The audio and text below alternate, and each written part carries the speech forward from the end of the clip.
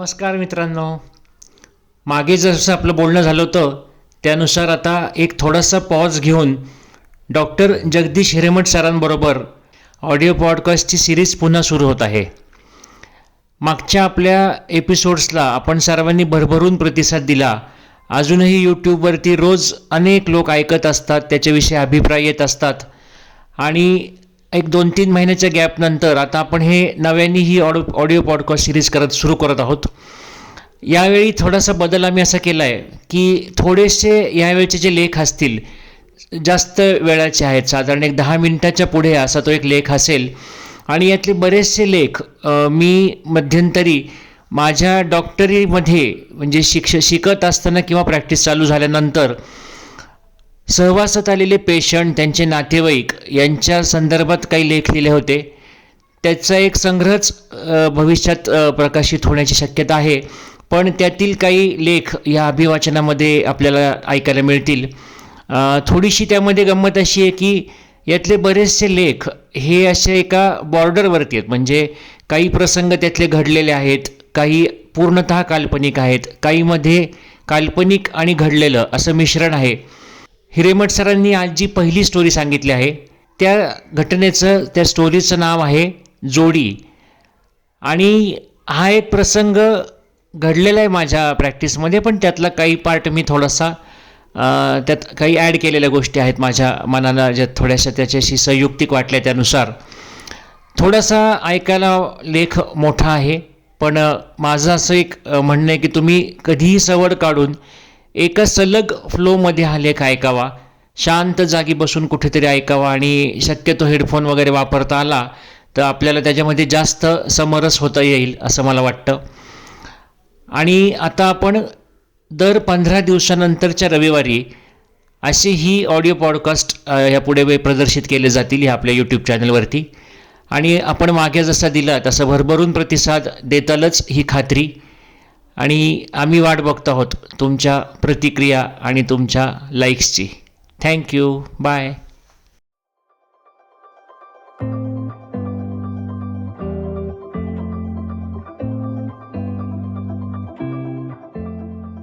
मजबुरी जोडी. लेखक अमित बिडवे. अभिवाचन जगदीश हिरेमठ. सर, आज बरोबर 16वा दिवस. वॉचमनचं जरा लक्ष इकडे तिकडं झालं की कोणतरी गुपचूप डबा आणून देतो. ते बाबा तर अर्धा दिवस बाहेर कथड्यापाशी 2 पायावर बसून असतात. सुरुवातीला तो धाकटा पोरगा यायचा, रोज गावातलं कोणीतरी येतं आणि डबा देऊन जातं. नर्स वैतागून बोलत होती. 2001 साली मी ऑर्थोपेडिक पास झालो. मूळ गावी दौंडला प्रॅक्टिस सुरू केली. बऱ्यापैकी काम सुरू झालं. कामाचा अनुभव होता बऱ्यापैकी, पण जगाचा नव्हता. आजूबाजूच्या खेडेपाडीतून पडलेले धडलेले पेशंट येत असत. आताची ही केस त्यातलीच एक.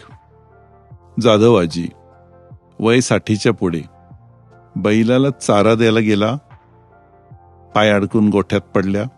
तेच निमित्त झालं उजवा खुबा म्हणजे हिप फ्रॅक्चर. ऑपरेशन लागलच म्हणतात डॉक्टर. समोर खुर्चीच्या काठावर अवघडून बसलेले, धोतर फेट्यातले, दोन्ही डोळ्यांनी अधू असलेले, थकलेले जाधव आजोबा शेजारच्या खुर्चीच्या मागे उभे असलेल्या त्यांच्या मुलाच्या दिशेने बघत म्हणाले. मी हातातली एक्सरेवरची नजर हटवून त्या मुलाकडे पाहिलं. तो माझ्याकडे बघून कसनुसा हसला. मी त्याच्याकडे पाहत म्हणालो, हे बघ, खुब्याचं मुख्य हाड मोडलंय. प्लेट स्क्रू लावून ते बसवावं लागेल, त्याशिवाय म्हातारी नाही चालायची. खाली एकटक जमिनीकडे बघत तो वडील काहीतरी बोलतील याची वाट पाहत राहिला.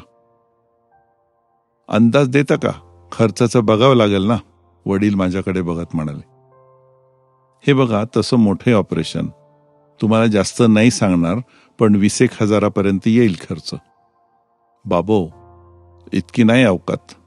कसं तरी 10-12 जमवता येतील, ते बी थोरला लेक मुंबईवरनं आल्यावर. मान वर करत लेकाकडे बघत ते म्हणाले, नाहीतरी बिलाचं सगळं दादाच बघणार. धाकट्याने परत जमिनीकडे बघायला सुरुवात केली. मी त्याच्याकडे पाहिलं. उंचापुरा, शिडशिडीत सावळा रंग अंगात मळकट पायजमा, चुरगळलेला खिशापाशी फाटलेला शर्ट. त्याने मधच वर पाहिलं, माझ्याशी नजरानजर झाली आणि तो परत खाली बघायला लागला. हातातल्या काठीचा आधार घेत वडील उठत म्हणाले, सध्या राहू दे, औषध पाणी चालू राहू दे तुमच्या हिशोबानं. उद्या आला थोरला की मग ठरवू जे काय आहे ते. दुसऱ्या दिवशी सिस्टर म्हणाली, सर जाधव बाबा म्हणाले की ऑपरेशनची करा तयारी. थोरला मुलगा म्हणाला, उद्या येतोय तो मुंबईवरून. मग जाधवाजींचा फिटनेस वगैरे घ्यायची तयारी मी सुरू केली. येऊ का सर? अर्धवट दार उघडून कोणीतरी विचारलं आणि मी दाराकडे पाहून या असं म्हणालो. प्रसन्न हसत 40च्या आसपास असलेली एक व्यक्ती आत आली.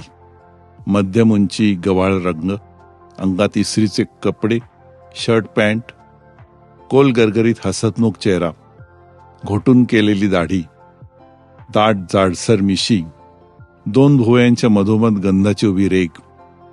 मी समोरच्या दिशेने खुर्चीत बसण्याचा हात केला. नमस्कार, मी सूर्यकांत जाधव. आमची आई खुर्ची ओढून वगैरे बसत तो ऐसपैस बसत म्हणाला, तुम्ही मुंबई? हो हो, मीच मुंबईहून आलो. आज सकाळीच आलो, जसं आलो तसं इकडेच आलो. घरी पण गेलो नाही, अजून वडिलांना सांगितलं पण नाही. मी म्हणालो पहिल्यांदा बघतो आणि म्हणून तुम्हाला भेटायला आलो. मी परत त्याला सगळं समजावून सांगितलं, खर्चाचं सांगितलं. वडील म्हणत होते, बरं का डॉक्टर नवीन आहेत, न्यायचं का दुसरीकडं, असं म्हणून तो माझ्याकडे बघत राहिला. मी काही बोलायला तोंड उघडणार एवढ्यात तोच अघळपघळ हसून म्हणाला, तुम्ही नका घेऊ टेन्शन डॉक्टर, मी काही झालं तरी पेशंटला इथून हलवायचं नाही. तो माझा अंदाज घेत खुर्चीवरनं थोडं पुढे सरकून म्हणाला, वडील म्हणाले 12, तुमचे 20, दोन्ही राहू द्या, 15 करा डन. मी काही बोलायच्या आतच त्याने खुर्चीत अर्धवट उठत पॅन्टच्या खिशातून 500च्या नोटांचं एक बंडल माझ्यासमोर ठेवलं.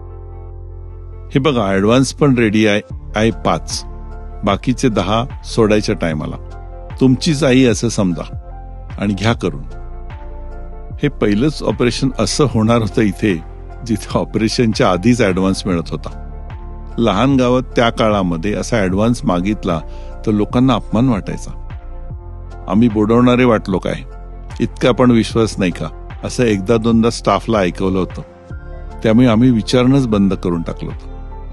खरं तर आर्थिकदृष्ट्या इतक्या कमी पैशात खर्च परवडण्यासारखं नव्हतं, पण वाटलं जाऊ दे, नवीन आहोत, उगाच पैशासाठी म्हणून इमेज आपली खराब व्हायला नको. वा वा, बघा कसं झॅक काम केलंय. माझ्या हातातला एक्सरे आपल्या हातात घेऊन वडिलांना दाखवत दादा कौतुकानं म्हणत होता. त्यातलं त्याला काहीही कळत नव्हतं, पण म्हातारा खुशीने भरल्या डोळ्यांनी मायाकडे आणि कौतुकाने एक्सरेकडे बघत होता. मला बरं वाटलं. सर मी निघणार आहे आज, रजा नाही मिळाली जास्त. दादा धाकट्याकडे बघत म्हणाला, आता हे दोघे आहेत, तुम्हाला वाटलं की सगळं आलवेल आहे तेव्हाच सोडा आईला, कसं? 10 दिवस तरी लागतील अजून कमीत कमी, मी धाकट्याकडे बघत म्हणालो. नजरानजर झाली, त्याची नजर खालीच गेली जमिनीकडे. किती फरक होता दोघांमध्ये. मोठा इतका गप्पिष्ट हसतमुख आणि हा असा मेंगलट आणि घुमा. दिवसातून 2दा राऊंडला जायचो मी त्यांच्या रूममध्ये. उगाच इन्फेक्शनची रिस्क नको म्हणून ऑपरेशन पेशंटच्या रूममध्ये दुसरा कोणी पेशंट मी ठेवत नसायचो. रूममध्ये म्हातारा म्हातारी दोघेच असायचे. आठवड्यात तो धाकटा मुलगा सकाळच्या वेळी एखाद्याचा डबा घेऊन यायचा, पण रूममध्ये जाताच तो चटकन बाहेर यायचा आणि दाराशी जाऊन हाताची घडी घालून मान खाली घालून गप्प उभा राहायचा. परवा काढता येतील टाके आणि त्यानंतर 2 दिवसांनी जाता येईल घरी, आजीच्या खांद्यावर हात ठेवत मी हसत म्हणालो. आजीनी पडल्या पडल्या दोन्ही हात जोडून कोपरापासून मला नमस्कार केला. मी बाबांकडे पाहिलं. ते स्वतःशीच पुटपुटल्यासारखं म्हणाले, तुम्ही म्हणाल तसं. टाके काढून झाले. सिस्टरनी प्रथेप्रमाणे बिलाची चिठ्ठी पेशंटकडे दिली. त्यानंतर 2 दिवस उलटले तरी त्यांची काही हालचाल दिसेना. काही जायचंय की नाही घरी, का आवडलं इथे? राऊंडच्या वेळेला उगाच वातावरण हलकं करायचं म्हणून मी हसून आजीकडे बघत म्हणालो. आजीने एक आवांडा गिळून डोळे मिटले. मी आजोबांकडे पाहिलं. टाकला आज करमळ्याला गेलाय, चाडू वारला त्याचा. तो यायला 2-1 दिवस लागतील. आजोबा म्हणाले. उद्या परवा करता करता आणखी 3 दिवस गेले. रात्रीचा वॉचमन, सर तो पोरगा डब्बा घेऊन सकाळी 7लाच येतो. म्हातारा मेन दाराशीच बसून असतो. हा डब्बा तिथे ठेवतो आणि तडक निघून जातो. सर आजीला आता जनरल वॉर्डमध्ये शिफ्ट करा.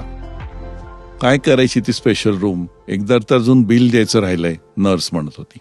त्या थोरल्याचा मोबाईल नंबर मागितला तर त्याच्याकडे नाहीये म्हणतोय म्हातारा, वॉर्डबॉय कुरकुरत म्हणाला. त्यानंतर आणखीन 2 दिवस गेले. काहीही हालचाल दिसेना. राग तर खूप आला होता, पण असं एकदम जनरल वॉर्डमध्ये शिफ्ट करायचं मनाला पटेना. राऊंडला जायचो रोज. ते दोघं केविलवाणे असह्य 2 जण कॉटवर बसलेले असायचे. स्वतः डॉक्टर असताना असं वयस्कर लोकांना बिलावरून झापणं मनाला पटेना. पण एक अवघडले पण साठून राहिलं होतं. त्या धाकट्या पोराची वाट बघत होतो मी. तो समोर आला तर त्याची काही खर नव्हती माझ्याकडून. सर परवा त्या पोराला हटकलं मी, तसं पळाला दारातून. आता गावातलं बाकीचेच कोणीतरी येतात, जाळीतून डब्याची पिशवी आत ठेवतात आणि निघून जातात, वॉचमन वैतागून सांगत होता. झाल्या प्रकाराने माझा आधीच मूड गेला होता. एकतर कमी पैशात परवडत नव्हतं तरी ऑपरेशन केलेलं, आणि त्यानंतर 10-1 दिवस झाले काही पत्ता नाही. सर दुपारी मी जाऊ का, मी आणि अतुल त्याच्या गावी? आणतो उचलून घरातून आहे तसा, वॉर्डबॉय राऊंड नंतर म्हणाला. राजू, इतकं वगैरे काही करायची गरज नाहीये. आपलीच नाचक्की आहे त्याच्यामुळे. एक कर, दुपारी सांग बाबाला पेशंट आम्ही सोडतोय, जा म्हणावं रविवारी घरी, द्या त्यांना पाठवून. आपल्याकडून पाठवून द्यायचं? राजू बाजूला उभ्या असलेल्या सिस्टरकडे बघत म्हणाला. हो, असं म्हणून ती तडातडा केबिनकडे गेली. केबिनमध्ये येऊन बसलो. डोकं तर खरं आऊट झालं होतं. फक्त पैसे हा विषय नव्हता, फसवलं गेल्याची भावना होती, ती जास्त त्रास देत होती. आपण किती सहज विश्वास ठेवला, कसं त्या अर्धशिक्षित माणसाच्या गोडगोड बोलण्याला फसलो. स्टाफ समोर झालेल्या इमेजचा कचरा. इतकं शिक्षण झाली तरी व्यवहार ज्ञान नाही असं म्हणणार नंतर लोक. या केसमध्ये सगळं मूडच गेला होता माझा. आज इतके दिवस ते राहतील तोवर तो त्रास होतच राहणार, त्यापेक्षा देऊ सोडून घरी, यापुढे काळजी घेऊ असं मनाला सांगत होतो मी. रविवार सकाळच्या राऊंडच्या आधी केबिनमध्ये बसलो होतो. सर, त्या जाधव पेशंटचा मुलगा आला, भेटायचं म्हणतोय तुम्हाला. रिसेप्शनवरून फोन. पाठव बेल वाजवल्यावर. फोन ठेवत मी म्हणालो. आज पाठवून देणार होतो त्यांना.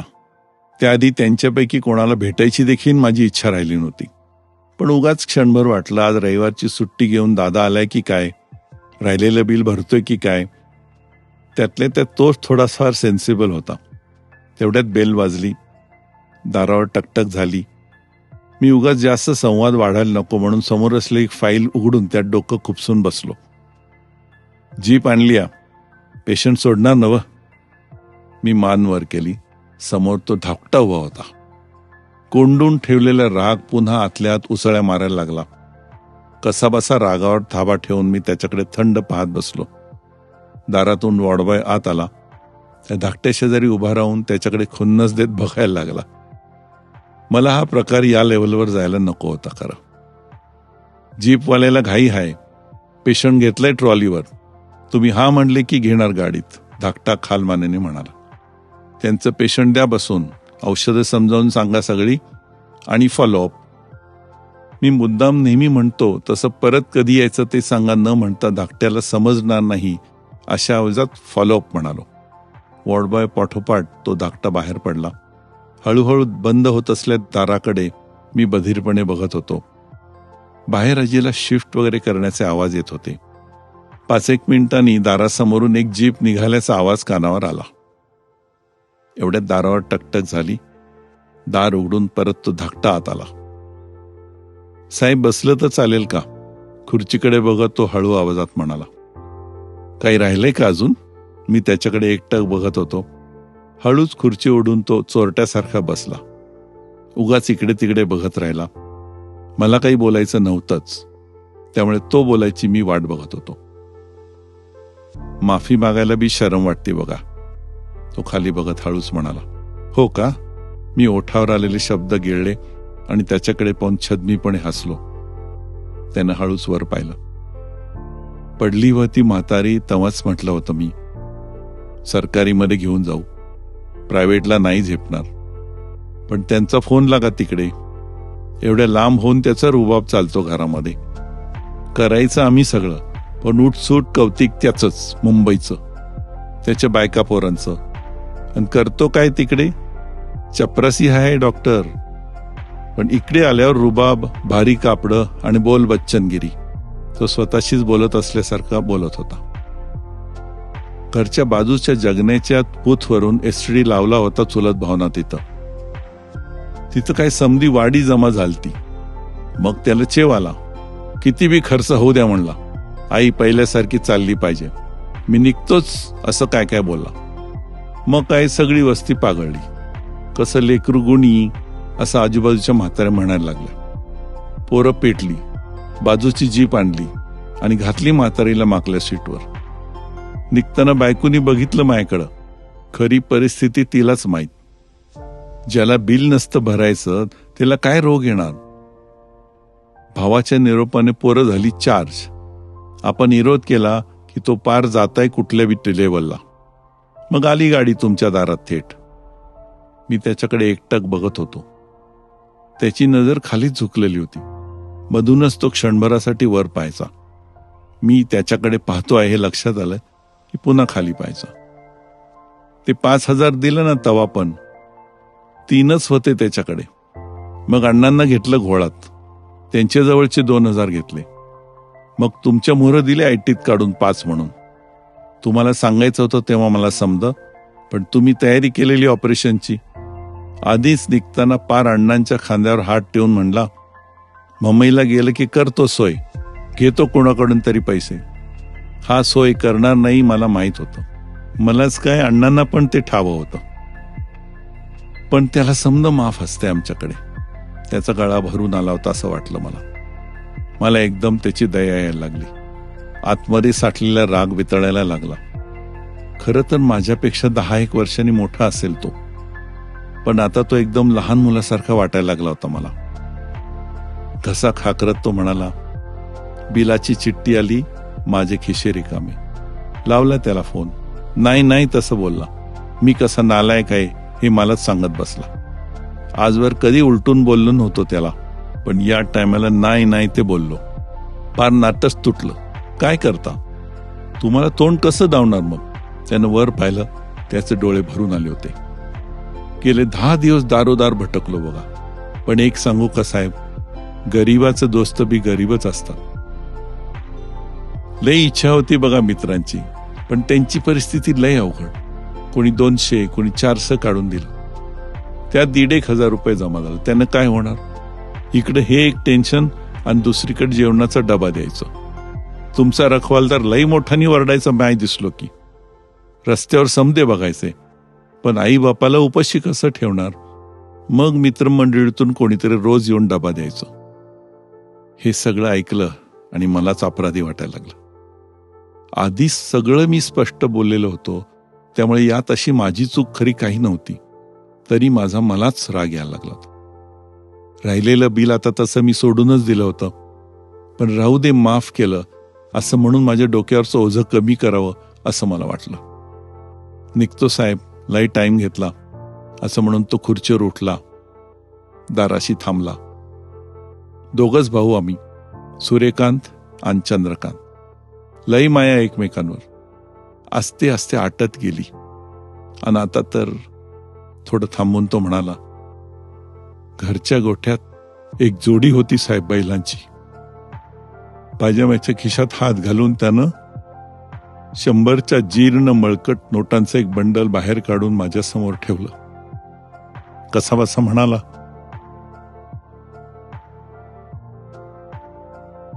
ह्यो तुमचं राहिलेलं बिल साहेब. हायब त्याला विकला काल काष्टीच्या बाजारात. शर्टने बाईचे डोळे पुसत तो बाहेर पडला. 100च्या त्या नोटांच्या बंडलाकडे मी सुन्नपणे बघत राहिलो.